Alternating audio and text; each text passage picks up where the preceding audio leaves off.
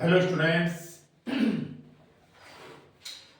आज का जो अपना टॉपिक है वो दो सरल वाक्यों को जोड़कर एक सरल वाक्य बनाना, वो भी प्रीपोजिशन का यूज करके। तो चलिए देखते हैं। दो या दो से अधिक सरल वाक्यों को जोड़कर एक सरल वाक्य बनाना बाय यूजिंग प्रीपोजिशंस। प्रीपोजिशन का प्रयोग करके, किससे पहले? बिफोर ए नाउन और जेरेंड, संज्ञा या जेरेंड से पहले। जेरेंड का मतलब होता है मेन वर्ब की फर्स्ट फॉर्म में आईएनजी लगाना। अब जो प्रीपोजिशन है वो संज्ञा या सर्वनाम से पहले यूज होता है हमेशा। Preposition is a word used before a noun और pronoun to make its relation to some other word in a sentence. संज्ञा या सर्वनाम से पूर्व लगकर वाक्य में ये शब्द प्रीपोजिशन किसी दूसरे शब्द के साथ संबंध बताते हैं।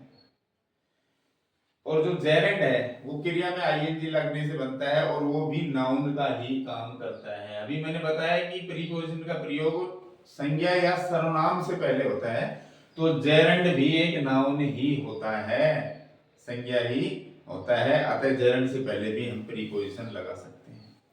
अगर किसी आईएनजी शब्द से पहले प्रीपोजिशन लगा हुआ है तो समझ लो प्रीपोजिशन के बाद वाला शब्द जेरेंड ही है। तो देखिए कैसे लगाते हैं जेरेंड। पहले तो ये देखिए, प्रीपोजिशंस तो बहुत सारे हैं, लेकिन सरल वाक्य बनाने के लिए हमें ये प्रीपोजिशन काफी है, इनसे हमारा काम चल जाएगा।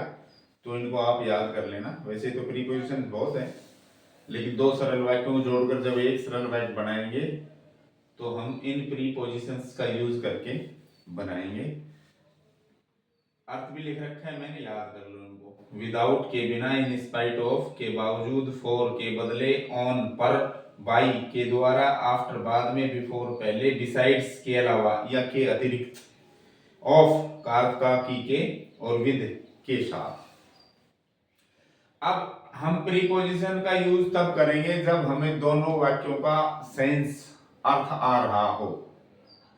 फिर दोनों वाक्यों के अर्थ में सामंजस्य स्थापित करके हम प्रीपोजिशन का चुनाव करेंगे भी कौन सा प्रीपोजिशन यहाँ फिट बैठ रहा है, लग रहा है।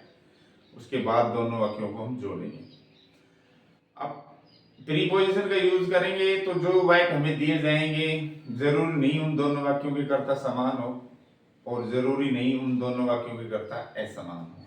अर्थात दोनों वाक्यों के कर्ता समान भी हो सकते हैं और असमान भी। हमें सिर्फ उन वाक्यों का सेंस लेना है, फिर हमें उन दोनों को जोड़ना है, प्रीपोजिशंस का यूज हमें करना है।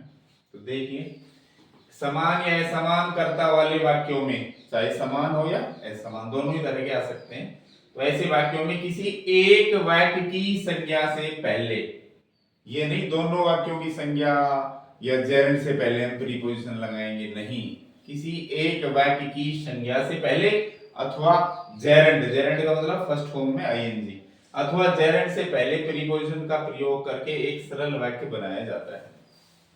अब डिपेंड करता है कि हमें उन वाक्यों का सेंस आ रहा है कि नहीं, मेन बात ये है। देखिए, इस तरह ब्रैकेट में आएगा यूज प्रीपोजिशन, दो वाक्य दे दिए जाएंगे, इन दोनों वाक्यों की तो समान है करता। सी डिड नॉट वर्क हार्ड, उसने परिश्रम नहीं किया, मेहनत नहीं की। वर्क हार्ड क्या है? वर्ब है, और हार्ड वर्क कर दूं तो नाउन बन जाएगा। ध्यान रखना, हार्ड वर्क कहूं तो नाउन हो जाएगा, जिसका अर्थ है सिर्फ मेहनत या परिश्रम, और वर्क हार्ड कर दूं तो इसका अर्थ है मेहनत या परिश्रम करना। उसने मेहनत नहीं की, सी पास्ट, और वो पास हो गई। अब आप इन दोनों को अर्थ लीजिए और कोशिश कीजिए, दोनों को हिंदी में इनको जोड़ने का प्रयास कीजिए और फिर ये देखेंगे कि कौन सा प्रीपोजिशन लेके हम दोनों को जोड़ सकते हैं। भाई मेहनत नहीं की उसने और वो पास हो गई, तो हम ये भी कह सकते हैं कि वह बिना मेहनत के ही पास हो गई, वह बिना मेहनत किए पास हो गई। इस तरह हमें इस वाक्य को जोड़ के देख रहे हैं भाई उसने मेहनत नहीं की, वह पास हो गई। तो इसको हम ये भी तो कह सकते हैं कि वह बिना मेहनत के पास हो गई। तो जब बिना शब्द हमें काम में ले रहे हैं हम बिना, तो उसके लिए प्रीपोजिशन हम कौन सा काम में लेंगे? विदाउट। तो जोड़ना कैसे है? She did not work hard, she passed. पहले रिजल्ट वाला वाक्य ले लेते हैं कि वो पास हो गई, सी पास्ड। अब कैसे पास हुई?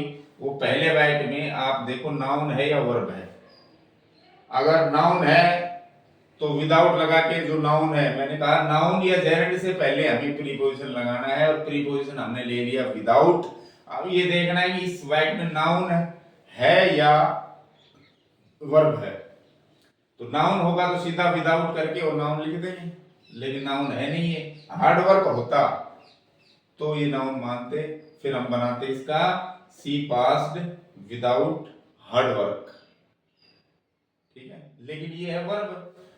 तो अगर वर्ब हो तो फिर उसका जेरेंड बना लो, और जेरेंड बनाने का मतलब है जो वर्ब उसमें आईएनजी लगा दो, बस इतना करना है। तो कैसे बनेगा? सी पास्ड, प्रीपोजिशन ले लो विदाउट वर्किंग हार्ड, क्योंकि प्रीपोजिशन के बाद या तो नाउन आएगी या फिर जेरेंड आएगा, और जेरेंड भी क्या होता है? नाउन ही होता है। इसलिए ये आईएनजी लगते ही जेरेंड बन जाएगा, और जेरेंड का मतलब नाउन है, और नाउन से पहले प्रीपोजिशन लगा सकते हैं विदाउट। तो इसका बन जाएगा सी पास्ड विदाउट वर्किंग हार्ड। अगर ये हार्ड वर्क होता तो बना देते सी पास्ड विदाउट हार्ड वर्क, लेकिन ये वर्ब है इसलिए जेरेंड बनाना पड़ेगा, इसमें आईएनजी लग जाएगा और प्रीपोजिशन लगा ही देंगे इससे पहले। तो इसका क्या बनेगा? इसका बनेगा सी पास्ड, भाई रिजल्ट क्लॉज है, ये तो स्थिति बता रहा है, ये तो स्थिति है, हमने मेहनत ही नहीं की, परिणाम ये है कि वो पास हो गई। तो सी पास्ड। अब प्रीपोजिशन यूज करो विदाउट। अब मैंने कहा प्रीपोजिशन कहाँ लगाना है, या तो नाउन से पहले या जेरेंड से पहले। ये जेरेंड नाउन है नहीं, तो नाउन नहीं है तो ये वर्ब है, और वर्ब है तो हम जेरेंड बना सकते हैं आईएनजी लगा के। तो इसका हो जाएगा working hard, without working hard. Without working hard, बिना मेहनत किए ही वो पास हो गई। अगला देखिए, Ram worked hard he failed. Ram ने मेहनत की थी, वो फेल हो गया, ये उल्टा काम हो गया इसका। इसने मेहनत नहीं की सीता ने, वो पास हो गई। राम ने मेहनत भी की और फिर भी फेल हो गया। तो इन दोनों वाक्यों का अर्थ लेते हैं और उनमें हम कॉम्बिनेशन बैठा के देखते हैं। तो हम इसको ऐसे भी कह सकते हैं कि मेहनत के बावजूद भी वो राम फेल हो गया, ऐसे भी तो कह सकते हो। राम ने मेहनत की, राम फेल हो गया, तो हम ये भी तो कह सकते हैं कि मेहनत के बावजूद भी राम फेल हो गया, राइट। तो ये तो है परिणाम वाला वाक्य, और ये है स्थिति बताने वाला कि राम ने मेहनत की और वो फेल हो गया। तो हम कहेंगे कि मेहनत के बावजूद भी, मेहनत, अब ये क्या है? ये वर्ब है। वर्क हार्ड क्या है? वही है पहले वाली वर्क हार्ड, अब second form they the work hard हो गया है, तो ये भी वर्ब, नाउन तो ये भी नहीं है। तो नाउन नहीं है तो हमें इसका जेरेंड बनाना पड़ेगा, इसकी फर्स्ट फॉर्म बना के आईएनजी लगा देंगे, वर्किंग हार्ड हो जाएगा। अब अर्थ क्या आ रहा है इसका कि मेहनत करने के बावजूद वह फेल हो गया। वह का मतलब राम यहाँ आ जाएगा, सर्वनाम की जगह राम। अगर राम हटा दोगे तो हमें पता ही नहीं पड़ेगा मेहनत किसने की थी। दूसरे वाक्य में प्रोनाउन है, पहले में नाउन है, तो ये तो हट ही जाएगा। भाई कर्ता समान है तो एक बार कर्ता यूज करते हैं, बार बार थोड़ी, नहीं तो फिर दोनों वाक्यों को जोड़ के एक सरल वाक्य बनाने का कहाँ औचित रहेगा जब दो बार वर्ब, दो बार हम कर्ता लगाएंगे। तो कर्ता समान है तो एक बार छोड़ दिया जाता है। तो हम राम को छोड़ देंगे और राम यहाँ आ जाएगा, फिर नहीं तो पता नहीं पड़ेगा ना मेहनत किसने की थी। सर्वनाम होता ही और ही, जब तो कोई फर्क ही नहीं पड़ रहा था, इसको हटाओ उसे किसी को हटाओ। लेकिन अगर नाउन हो, यहाँ प्रोनाउन हो, तो प्रोनाउन की जगह नाउन आ जाती है फिर, है ना, क्योंकि हम इस एक सब्जेक्ट को हटा देंगे यहाँ से। तो हम क्या अर्थ निकाल रहे हैं इसका कि मेहनत करने के बावजूद राम फेल हो गया। तो के बावजूद का सटीक बैठ रहा है, तो के बावजूद वाला प्रीपोजिशन ले लो। ये प्रीपोजिशन फ्रेज है, एक से अधिक शब्द है इसमें, तो फ्रेज हो गया प्रीपोजिशन। नाउन में अगर एक से अधिक शब्द है तो नाउन फ्रेज, एडजेक्टिव में एक से अधिक शब्द हैं तो एडजेक्टिव फ्रेज, और क्रिया विशेषण एडवर्ब में एक से अधिक शब्द हैं तो वो एडवर्ब फ्रेज हो जाता है। तो ये प्रीपोजिशन में एक से अधिक शब्द हैं तो ये प्रीपोजिशन फ्रेज है। तो इसका अर्थ है के बावजूद, तो हम यहां लगा देंगे इन स्पाइट ऑफ। चूंकि ये वर्ब है तो जेरंड बनाना पड़ेगा। नाउन होती हार्ड वर्क तो कोई चेंज नहीं करना पड़ता। वर्ब है क्योंकि प्रीपोजिशन संज्ञा से पहले लगता है तो इसको हम संज्ञा बनाएंगे। संज्ञा कैसे बनाएंगे? वर्ब को आईएनजी लगा के, अर्थात वो जेरंड बन जाएगा और जेरंड नाउन होता है। तो ये हो जाएगा in spite of working hard. भाई आईएनजी तो फर्स्ट फॉर्म में लगेगी ना, तो वर्क हार्ड का फर्स्ट बनाओ, वर्क हार्ड हो जाएगा। तो in spite of working hard, comma लगा दो, कॉमा, क्योंकि पहले वाक्य में जोड़ा है हमने, कॉमा। अब दूसरा वाक्य उतार दो, सेम प्रोनाउन, पहले नाउन है दूसरे में प्रोनाउन, तो यहां नाउन कर दो। In spite of working hard, comma, Ram failed. Ram failed हो गया मेहनत के बावजूद, मेहनत करने के बावजूद। देखिए next sentence, he gave me advice, उसने मुझे सलाह दी थी। she also helped me, उसने मेरी मदद भी की थी। यानी दूसरे काम पर जोर दे रहा है कि ये काम तो किया ही उसने, ये भी किया उसने, अर्थात दो काम किए उसने। भाई सी ने, कोई लड़की है, उसने मुझे सलाह दी और मेरी मदद की, दो काम कर दिए। तो हम ये भी तो कह सकते हैं कि सलाह के अलावा उसने मेरी मदद भी की। भाई सलाह तो दी थी, इसको तो छोड़ो, बाकी मेरी हेल्प भी की थी इसने। तो के अलावा वाला प्रीपोजिशन इसमें सेट होगा। यानी कि सलाह देने के अलावा, मुझे सलाह देने के अलावा उसने मेरी मदद भी की थी। तो बिसाइड्स बैठेगा इसमें, के अलावा। कहां बैठा रहे हैं हम? यहां बैठा रहे हैं। भाई ये काम पहला हो गया तो इसमें ही लगेगा प्रीपोजिशन, ये तो हो ही गया। इसके अलावा दूसरा ये हुआ, ये बाद में जुड़ जाएगा। तो कर्ता समान है, ये छूट जाएगा, सी हट गया। बिसाइड्स लगा दो, बिसाइड्स, और गिव क्रिया है तो इसका जेरेंड बनाओ, आईएनजी लगा के। गिव की फर्स्ट बनाओ पहले, गिव में आईएनजी लगाओ, गिविंग हो जाएगा जेरेंड। तो ये हो जाएगा बिसाइड्स गिविंग मी एडवाइस, मुझे सलाह देने के अलावा, comma, she also help me, उसने मेरी मदद भी की थी। अगला sentence, the teacher helped us, अध्यापक ने हमारी मदद की थी। We would not have passed, हम पास नहीं हुए होते। इसका मतलब क्या होगा? भाई अध्यापक ने मदद की तब हम पास हुए, नहीं तो हम पास नहीं हुए होते। इसका मतलब हम अध्यापक की सहायता के बगैर पास नहीं हुए होते, ये भी तो कह सकते हैं। के बिना, हम अध्यापक की सहायता के बिना पास नहीं हुए होते। तो के बिना यूज कर लेंगे प्रीपोजिशन, अर्थात विदाउट। तो कैसे बनेगा?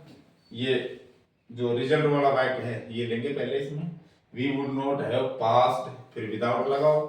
विदाउट के बाद अब देखिए क्या है, कर्ता है समान है इसमें, तो इसमें कर्ता को ऐसा छूटना नहीं चाहिए। भाई समान है तो एक कर्ता छोड़ देंगे, जब असमान है तो दोनों कर्ताओं का रोल होना चाहिए, तो हम छोड़ भी नहीं सकते इसको।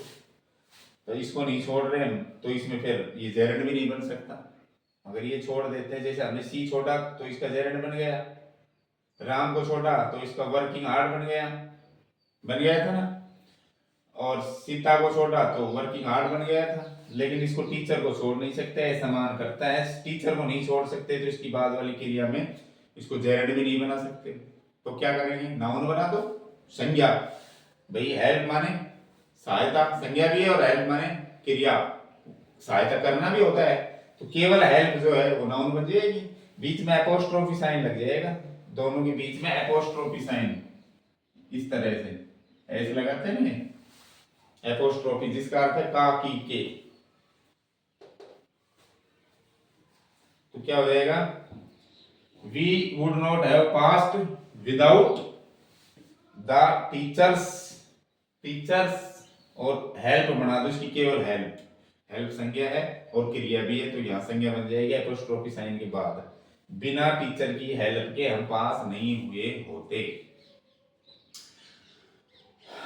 तो ये है अपने दो या दो से अधिक सरल वाक्यों को जोड़कर एक सरल वाक्य बनाना, जिसमें हमने प्रीपोजिशंस का यूज किया है। इसी तरह बहुत सारे वाक्य और बन सकते हैं प्रीपोजिशन का यूज करके।